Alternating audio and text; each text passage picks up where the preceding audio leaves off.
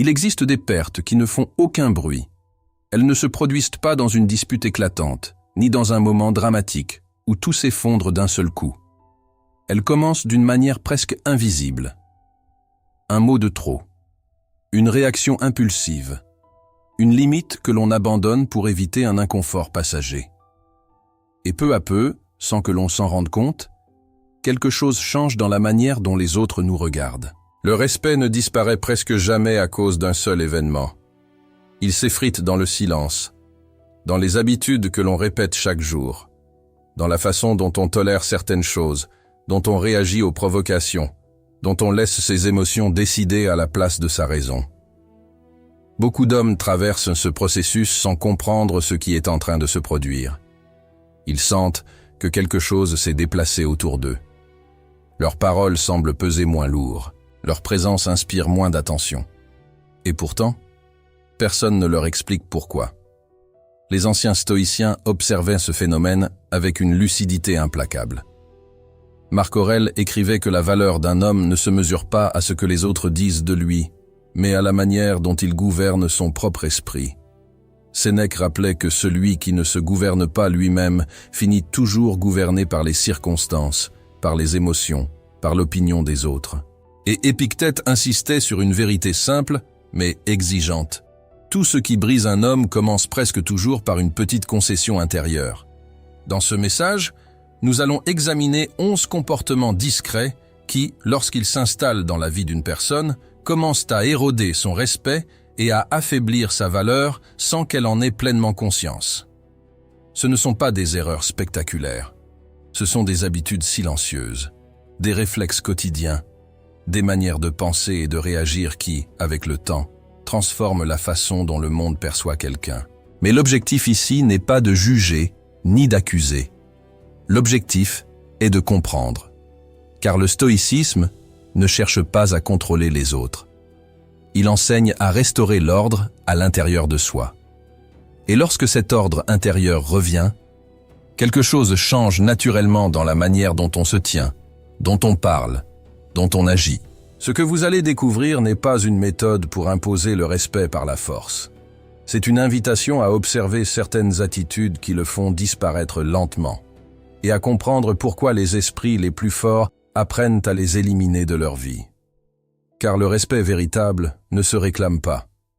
Il se construit dans le caractère et il se perd toujours dans le silence.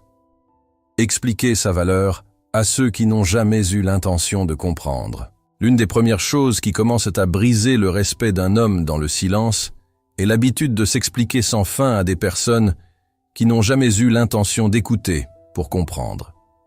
Beaucoup tombent dans ce piège sans s'en rendre compte. Ils pensent que, s'ils trouvent les bons mots, s'ils expliquent davantage, s'ils clarifient encore une fois leurs intentions, alors tout deviendra enfin clair. Mais dans la réalité, plus une personne se justifie devant quelqu'un qui a déjà décidé de ne pas comprendre, plus elle affaiblit sa propre position. Les stoïciens observaient très bien ce mécanisme. Épictète rappelait que la raison est un outil puissant seulement lorsqu'elle rencontre un esprit disposé à raisonner. Là où il n'y a ni ouverture ni honnêteté intellectuelle, les mots cessent d'être un pont et deviennent simplement une source d'épuisement. Pourtant, beaucoup continuent de parler, encore et encore, comme si la quantité d'explications pouvait remplacer la clarté du caractère. Chaque fois qu'une personne ressent le besoin de prouver constamment sa valeur, elle transmet un message subtil. Elle montre que sa propre conviction dépend du regard extérieur. Et le monde perçoit cela immédiatement. Non pas de manière consciente, mais instinctivement. L'assurance véritable ne cherche pas à convaincre tout le monde. Elle s'exprime une fois avec calme, puis elle laisse les actions confirmer ce qui a été dit. Marc Aurèle écrivait dans ses méditations qu'un homme doit vivre de telle manière que ses actes parlent avec plus de force que ses discours. Cela signifie qu'il existe un moment où la sagesse consiste à cesser d'expliquer. Non pas par orgueil, mais par lucidité. Tout le monde ne cherche pas la vérité. Certains cherchent simplement une réaction. Et lorsque l'on entre dans ce jeu, lorsque l'on se met à défendre chaque décision, chaque choix, chaque parole, on abandonne peu à peu une partie de son autorité intérieure. la tranquillité disparaît. L'esprit devient occupé à corriger des interprétations au lieu de se concentrer sur ce qui compte vraiment. La discipline stoïcienne propose une autre voie. Parler clairement lorsque c'est nécessaire. Répondre une fois avec calme, puis observer. Si la personne cherche sincèrement à comprendre, la conversation peut continuer.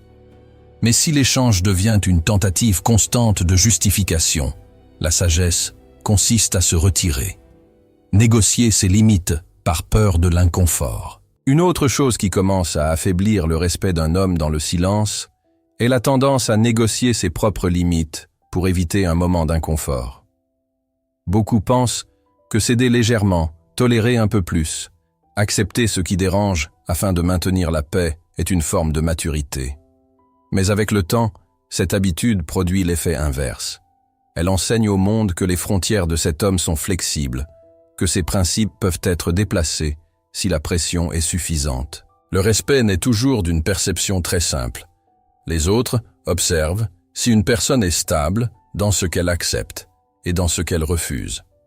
Lorsque quelqu'un abandonne régulièrement ses limites pour éviter une tension momentanée, il envoie un signal silencieux.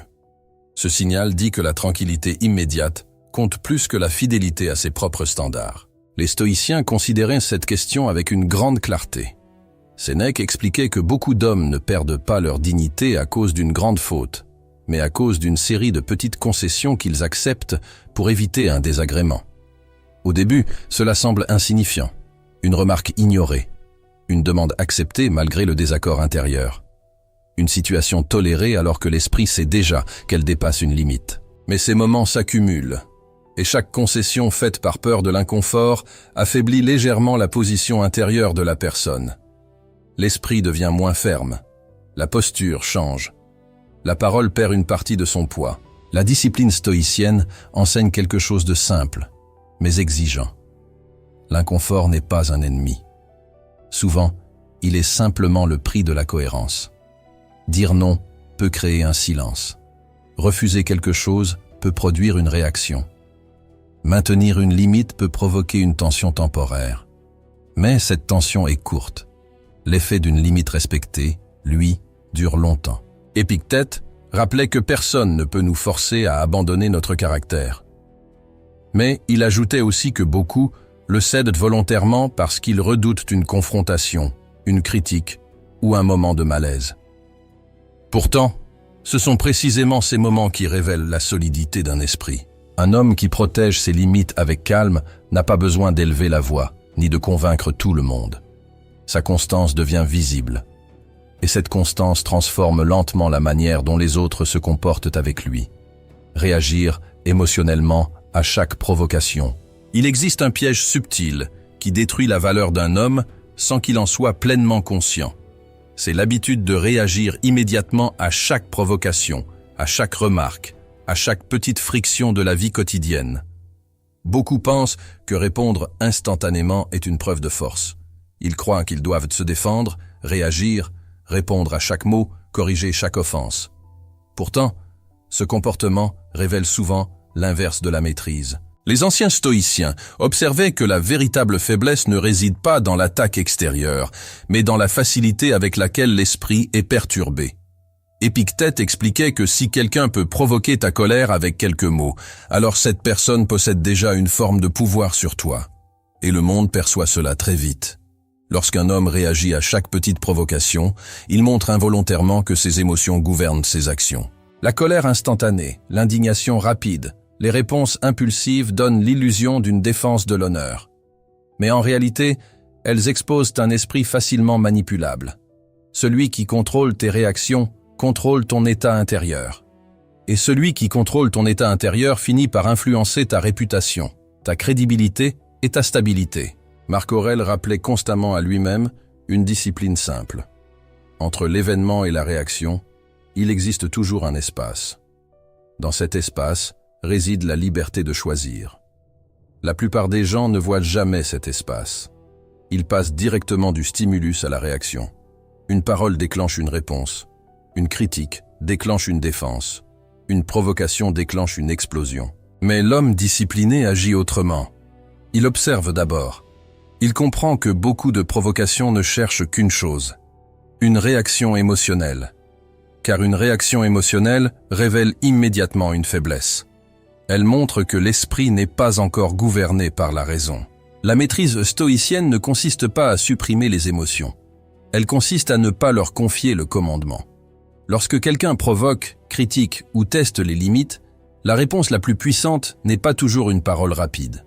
Souvent, c'est la stabilité, le calme, le refus d'entrer dans une bataille émotionnelle qui ne mène nulle part. Avec le temps, cette posture transforme la manière dont les autres interagissent avec toi. Ceux qui cherchaient une réaction cessent de provoquer. Ceux qui observaient comprennent qu'ils ont devant eux un esprit difficile à perturber. Chercher la validation au lieu d'agir par conviction. Une autre habitude silencieuse qui commence à briser la valeur d'un homme est le besoin constant de validation.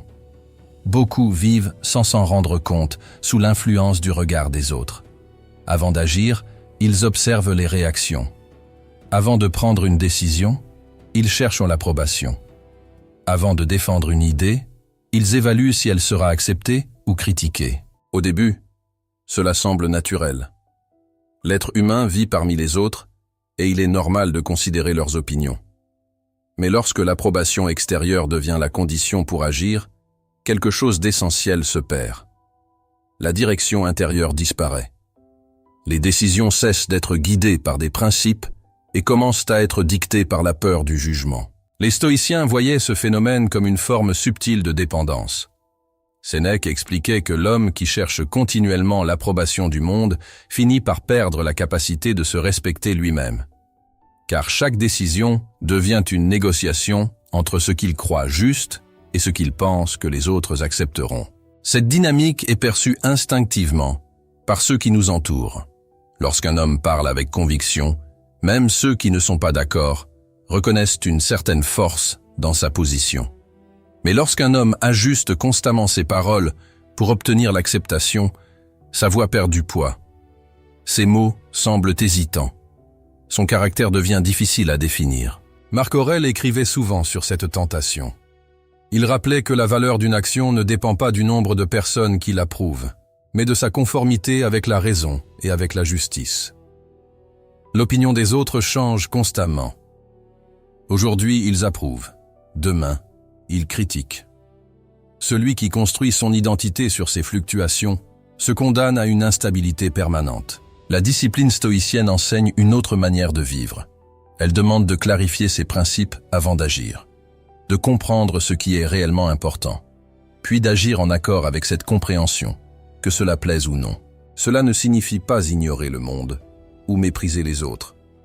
Cela signifie simplement que la direction intérieure ne peut pas être louée au jugement extérieur. Lorsque les décisions sont prises par conviction plutôt que par validation, quelque chose change dans la posture d'un homme. Sa parole devient plus claire, ses actions deviennent plus cohérentes, et peu à peu, ceux qui l'observent comprennent qu'ils ont devant eux quelqu'un qui ne cherche pas l'approbation pour exister. Parler de ses projets, au lieu de les construire dans le silence. Il existe une habitude très répandue qui commence à affaiblir la crédibilité d'un homme sans qu'il le remarque immédiatement. C'est la tendance à parler constamment de ce que l'on va faire, des projets que l'on prépare, des changements que l'on promet de réaliser, avant même que ces choses existent réellement dans la réalité. Au début, cela peut sembler motivant. Partager ses intentions donne l'impression d'avancer. Les mots créent une sensation de progrès. On parle de nouvelles habitudes, de nouveaux objectifs, de grandes décisions qui vont transformer la vie. Mais le monde observe quelque chose de très simple. Si les paroles apparaissent souvent et que les résultats apparaissent rarement, la valeur de ces paroles commence lentement à diminuer. Les stoïciens comprenaient très bien ce danger. Épictète disait qu'il ne faut pas parler de la manière dont on vit selon la philosophie. Il faut simplement vivre de cette manière. Car les mots peuvent créer une image, mais seuls les actes construisent une réputation durable. Lorsqu'un homme annonce constamment ce qu'il va accomplir, il cherche souvent inconsciemment une reconnaissance immédiate. Il reçoit l'encouragement, l'attention, parfois même l'admiration pour un travail qui n'a pas encore été réalisé. Et ce mécanisme peut devenir une habitude dangereuse. La satisfaction vient de l'annonce plutôt que de l'effort. Mais le temps révèle toujours la différence entre l'intention et l'action. Les gens commencent à remarquer un schéma. Ils entendent beaucoup de promesses, beaucoup de plans, beaucoup de déclarations. Pourtant, les transformations visibles restent rares. Et peu à peu, la confiance dans la parole de cette personne commence à s'éroder. Marc Aurèle rappelait à lui-même une règle simple. Ne parle pas de ce que doit être un homme de valeur. Sois cet homme. Cette phrase contient une discipline profonde. Elle invite à déplacer l'énergie des mots vers les actes, à remplacer l'annonce par la construction silencieuse. Lorsque quelqu'un travaille en silence, quelque chose d'intéressant se produit. Les résultats apparaissent sans explication. Les changements deviennent visibles sans déclaration. Et cette cohérence entre action et parole crée une forme de respect beaucoup plus solide que n'importe quelle promesse. Car la discipline véritable n'a pas besoin d'être annoncée. Elle se révèle d'elle-même avec le temps. Et l'homme qui comprend cela cesse de chercher l'attention pour ses intentions. Il préfère laisser ses actions parler avec une clarté que les mots ne pourront jamais égaler. Tolérer le manque de respect à plusieurs reprises sans jamais réagir. Il existe une différence profonde entre la patience et l'abandon silencieux de sa propre dignité. Beaucoup d'hommes confondent ces deux choses. Ils pensent que rester silencieux face au manque de respect est toujours une preuve de maturité. Ils croient que tolérer encore une fois, puis encore une autre fois, démontre une forme de force intérieure. Mais lorsque certaines limites sont franchies à répétition, sans jamais rencontrer de réponse claire, quelque chose d'invisible commence à se produire. Le monde observe les limites que chacun protège. Non pas à travers les discours, mais à travers les réactions. Lorsqu'un manque de respect apparaît une fois, il peut être ignoré avec sagesse. Parfois les gens parlent sous l'effet de leurs émotions. Parfois une situation crée une tension passagère. Mais lorsque ce comportement se répète et qu'aucune limite n'est posée, une conclusion silencieuse commence à s'installer dans l'esprit des autres. Ils comprennent que cette personne tolère plus qu'elle ne devrait. Les stoïciens n'enseignaient pas la soumission. Ils enseignaient la maîtrise. Et la maîtrise inclut la capacité de répondre avec calme lorsque quelque chose dépasse une limite juste. Sénèque expliquait que l'homme sage ne cherche pas la confrontation inutile, mais il ne permet pas non plus que son caractère soit constamment piétiné. Car chaque fois qu'une personne accepte un manque de respect répété sans jamais clarifier sa position, elle envoie un message involontaire. Elle montre que certaines lignes peuvent être franchies sans conséquence. Et une fois que cette perception s'installe, la situation devient plus difficile à corriger. Marc Aurèle rappelait souvent que la dignité ne dépend pas de ce que les autres font, mais de la manière dont nous choisissons de répondre. Cela signifie qu'il existe une manière ferme et calme de protéger ses limites, sans colère, sans agitation, sans drame. Une parole claire suffit souvent, un regard stable, une réponse mesurée qui indique simplement que certaines choses ne seront pas tolérées. La différence entre une réaction émotionnelle et une réponse disciplinée est essentielle. La réaction vient de la colère. Elle cherche à blesser ou à dominer. La réponse, elle, vient de la clarté intérieure. Elle établit une limite sans perdre la maîtrise de soi. Avec le temps, les gens comprennent très vite avec quel type d'esprit ils interagissent. Certains tolèrent tout, d'autres explosent à la moindre tension. Mais ceux qui inspirent le respect possèdent une qualité plus rare. Ils savent rester calmes tout en étant fermes. Et cette combinaison crée une présence difficile à ignorer. Car le respect ne naît pas seulement de la gentillesse ou de la patience. Il naît aussi de la capacité à protéger tranquillement ce qui ne doit jamais être abandonné. Laisser des émotions temporaires. Dicter des décisions permanentes. Beaucoup de vies commencent à perdre leur direction à cause d'une erreur presque invisible. Ce n'est pas une grande faute, ni un événement spectaculaire. C'est simplement l'habitude de prendre des décisions durables sous l'influence d'émotions passagères. Une frustration, une colère, une peur soudaine peuvent pousser quelqu'un à agir immédiatement, sans laisser à la raison le temps de reprendre sa place. Le problème n'est pas l'émotion elle-même. Les émotions font partie de la nature humaine. Même les stoïciens ne prétendaient pas vivre sans ressentir. Ce qu'ils enseignaient, c'est que l'émotion ne doit jamais recevoir le pouvoir de décider. Car une émotion est comme une vague. Elle apparaît, elle monte, puis elle se retire. Mais une décision, elle, reste. Lorsqu'un homme prend l'habitude de décider sous l'effet de ses impulsions, son comportement devient imprévisible. Un jour il est motivé, le lendemain il abandonne. Une critique le pousse à changer de direction. Une frustration le pousse à quitter quelque chose qu'il aurait dû poursuivre. Et ceux qui observent cette instabilité commencent à comprendre qu'ils ont devant eux un esprit facilement déplacé par les circonstances. Épictète expliquait que l'un des premiers signes de la liberté intérieure est la capacité de suspendre sa réaction. Entre ce que nous ressentons et ce que nous faisons, il doit exister un moment de réflexion. Un moment où la raison peut examiner la situation. Ce moment est court, parfois invisible, mais il change tout. Marc Aurèle écrivait souvent qu'aucune émotion ne doit être traitée comme une commande. Elle doit être observée comme une information. La colère peut signaler une injustice. La peur peut signaler un danger. La tristesse peut signaler une perte. Mais ces signaux ne sont pas des instructions pour agir immédiatement.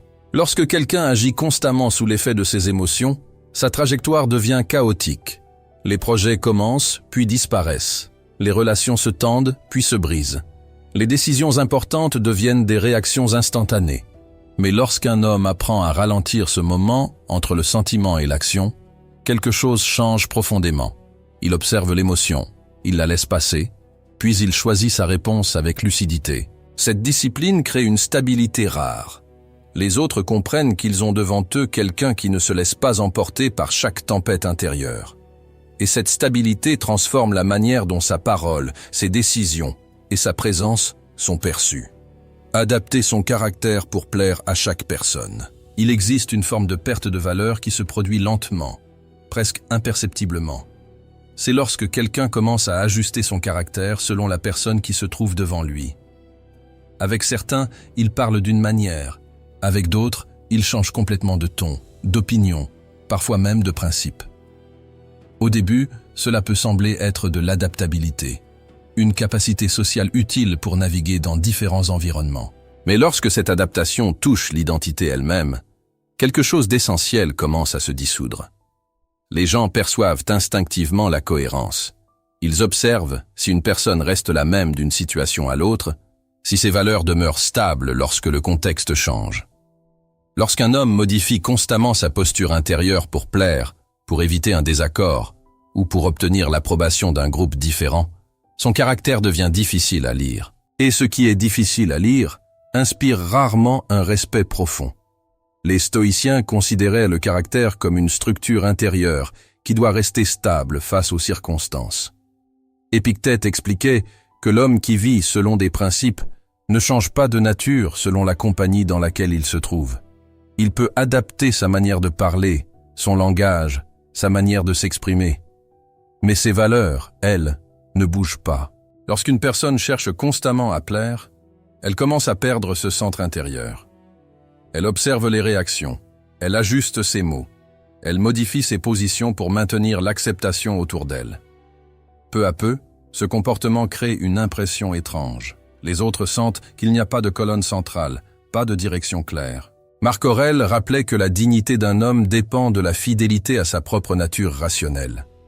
Cela signifie qu'un esprit discipliné agit selon ce qu'il sait être juste, non selon ce qui sera applaudi. Il ne cherche pas à provoquer les autres, mais il ne modifie pas son caractère pour obtenir leur approbation. Avec le temps, ceux qui observent comprennent une chose très simple. Certains individus changent selon l'environnement, d'autres restent eux-mêmes partout où ils vont. Et cette stabilité crée une présence particulière, une présence qui n'a pas besoin d'imposer sa force, mais qui inspire une forme naturelle de considération. Se plaindre des circonstances, au lieu de gouverner sa réponse. Il existe une attitude qui, lentement et sans bruit, commence à affaiblir la perception de force chez une personne. C'est l'habitude de se plaindre constamment des circonstances. Beaucoup d'hommes tombent dans ce schéma sans même s'en rendre compte. Ils parlent des difficultés, des injustices, des obstacles qui apparaissent dans leur chemin. Ils décrivent ce que les autres font mal, ce que la vie leur impose, ce que le monde refuse de leur donner. Au début, cela semble simplement être une manière d'exprimer une frustration légitime. Mais avec le temps, un message silencieux commence à se former dans l'esprit de ceux qui écoutent. Ce message suggère que cette personne est dominée par les événements plutôt que capable de gouverner sa propre réaction face à eux. Les stoïciens observaient ce phénomène avec une grande précision.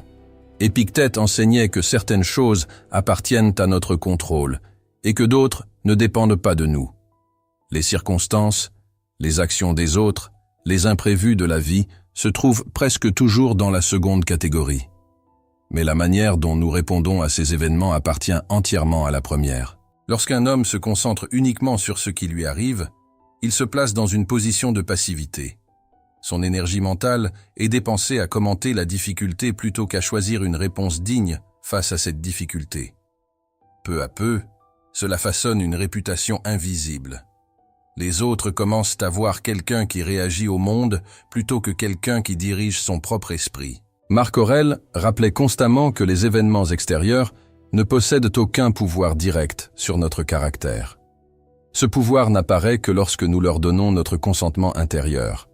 La plainte devient alors une habitude qui renforce l'idée que la vie contrôle l'homme, au lieu de l'inverse. La discipline stoïcienne invite à un déplacement simple mais puissant.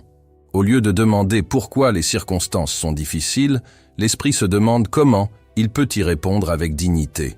Au lieu de commenter les obstacles, il cherche la conduite juste face à ces obstacles. Cette posture transforme la perception que les autres ont d'un individu. Les difficultés continuent d'exister. Les injustices ne disparaissent pas du monde, mais la manière dont quelqu'un porte ces situations change complètement la façon dont il est regardé. Vivre sans standard personnel clair. Beaucoup d'hommes traversent la vie en réagissant aux situations au lieu de vivre selon des règles intérieures claires. Ils décident selon l'humeur du moment, selon la pression du contexte, selon ce que les autres attendent d'eux dans l'instant. Ce mode de fonctionnement semble flexible, mais en réalité, il crée une forme d'instabilité silencieuse qui finit par affaiblir la perception de leur caractère. Les gens observent toujours la cohérence.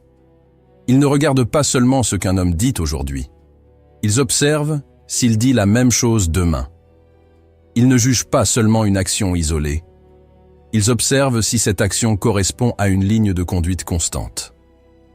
Lorsqu'un homme agit différemment selon les circonstances, selon les personnes ou selon son état émotionnel, son caractère devient difficile à anticiper. Et ce qui est difficile à anticiper inspire rarement une confiance durable. Les stoïciens considéraient les standards personnels comme une forme de gouvernail intérieur. Sénèque expliquait que l'homme qui ne décide pas à l'avance de la manière dont il veut vivre sera toujours entraîné par les vents du moment. Les opinions extérieures, les émotions passagères et les circonstances imprévues commenceront alors à définir ses choix. Un homme qui possède des standards personnels agit différemment. Avant même que certaines situations apparaissent, il sait déjà quelles lignes ne seront pas franchies. Il sait comment il souhaite se comporter face à la difficulté, face au conflit, face à la tentation de prendre des raccourcis faciles. Cela ne signifie pas qu'il ne fera jamais d'erreur. Cela signifie simplement qu'il possède une direction. Et cette direction rend ses décisions compréhensibles et prévisibles pour ceux qui l'observent. Marc Aurèle se rappelait souvent que la valeur d'un homme dépend de la qualité de ses principes. Non pas des principes qu'il proclame, mais de ceux qu'il applique même lorsque personne ne regarde. Lorsque ces standards deviennent visibles dans les actes quotidiens, quelque chose se transforme dans la perception des autres. Ils comprennent qu'ils ont devant eux quelqu'un qui n'agit pas au hasard. Quelqu'un qui possède une structure intérieure stable. Quelqu'un qui ne modifie pas ses choix selon la facilité du moment. Et cette stabilité crée une confiance particulière. Une confiance qui ne naît pas des paroles, mais de la répétition constante d'actions alignées avec des principes clairs. Oubliez que le respect de soi précède toujours le respect des autres. Il existe une vérité simple que beaucoup découvrent seulement après avoir traversé de longues périodes de confusion. Le respect des autres ne peut jamais apparaître là où le respect de soi n'existe pas encore. Beaucoup cherchent à être reconnus, appréciés, considérés. Ils espèrent que le monde leur donnera une valeur qu'ils n'ont pas encore pleinement construite, à l'intérieur d'eux-mêmes. Et c'est là que commence une lutte silencieuse. Lorsque quelqu'un dépend du regard extérieur pour confirmer sa valeur, chaque réaction devient importante. Chaque critique semble lourde. Chaque signe d'indifférence devient une blessure. La tranquillité disparaît parce que l'identité elle-même est suspendue à l'opinion des autres. Les stoïciens observaient ce phénomène avec une grande clarté. Épictète expliquait que l'homme qui confie sa valeur au jugement extérieur devient immédiatement vulnérable, car les opinions changent constamment. Aujourd'hui, quelqu'un admire, demain, il critique, après-demain, il oublie complètement. Si la valeur personnelle dépend de ces fluctuations, la stabilité intérieure devient impossible. Le respect de soi fonctionne d'une manière très différente. Il ne vient pas de la comparaison avec les autres. Il naît d'une relation honnête avec ses propres principes. Lorsque quelqu'un agit en accord avec ce qu'il sait être juste, même dans des moments difficiles, quelque chose de solide se construit à l'intérieur. Marc Aurèle se rappelait souvent que la dignité d'un homme repose sur la manière dont il gouverne ses pensées, ses paroles et ses actions. Ce gouvernement intérieur crée une forme de paix particulière. Une paix qui ne dépend pas de l'approbation du monde. Lorsque cette stabilité apparaît, les relations avec les autres changent naturellement. La personne ne cherche plus à être validée. Elle n'essaie plus de convaincre tout le monde de sa valeur. Elle agit simplement selon ses principes, avec calme et constance. Et cette constance produit un effet que les stoïciens connaissaient très bien. Les gens commencent à ajuster leur comportement face à quelqu'un qui se respecte lui-même. Non parce qu'il exige ce respect, mais parce que sa posture intérieure le rend évident.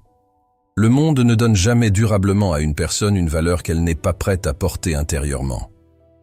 Mais lorsque quelqu'un gouverne ses émotions, protège ses limites et agit avec cohérence, sa présence change. Le respect cesse alors d'être quelque chose que l'on cherche à obtenir. Il devient simplement la conséquence naturelle d'un esprit qui a retrouvé son ordre. Le retour à l'autorité intérieure. À ce stade, quelque chose devient clair. Le respect ne disparaît presque jamais à cause d'un seul moment dramatique. Il s'efface lentement, dans des habitudes quotidiennes que beaucoup considèrent comme insignifiantes. Une justification inutile, une limite abandonnée, une réaction impulsive, une décision prise sous l'effet d'une émotion passagère. Chacun de ces gestes semble petit isolément, mais ensemble, ils forment une direction. Et cette direction finit toujours par modeler la manière dont un homme est perçu. Les stoïciens comprenaient profondément ce mécanisme. Ils savaient que la valeur d'un individu ne se construit pas dans les discours, ni dans les intentions, mais dans la cohérence silencieuse entre ce qu'il pense, ce qu'il dit et ce qu'il fait. Lorsque ces trois dimensions commencent à se séparer, l'autorité intérieure se fragilise. Et lorsque cette autorité se fragilise, le monde le ressent immédiatement. Mais cette réalité contient aussi une vérité profondément libératrice. Si le respect peut s'éroder à travers des habitudes invisibles, il peut également être restauré par des choix tout aussi invisibles. Une parole moins impulsive, une limite plus claire, une décision prise avec plus de réflexion, une discipline quotidienne qui remet lentement de l'ordre dans l'esprit. Marc Aurèle écrivait qu'aucun homme n'est empêché de vivre avec dignité à moins qu'il ne l'abandonne lui-même. Cette idée change la manière de regarder sa propre vie. Elle rappelle que la véritable force ne dépend pas des circonstances extérieures, ni du comportement des autres. Elle dépend de la manière dont chacun choisit de gouverner son propre esprit. Lorsque quelqu'un retrouve cette discipline intérieure, sa posture change sans qu'il ait besoin de l'annoncer. Ses paroles deviennent plus mesurées, ses décisions deviennent plus stables. Ses actions commencent à refléter une cohérence qui ne peut pas être imitée par de simples apparences. Et peu à peu, ceux qui l'entourent perçoivent cette transformation. Non pas à travers un discours, mais à travers une présence calme, ferme, difficile à déplacer. Une présence qui ne cherche pas l'approbation et qui ne se laisse pas facilement perturber. Les stoïciens appelaient cela vivre en accord avec sa nature rationnelle. Gouverner ses pensées, choisir ses réactions, maintenir sa direction même lorsque le monde autour devient incertain. Lorsque cet ordre intérieur revient, quelque chose d'inévitable se produit. Le respect cesse d'être une chose que l'on réclame au monde. Il devient simplement la conséquence naturelle d'un esprit qui s'est remis lui-même sous sa propre autorité.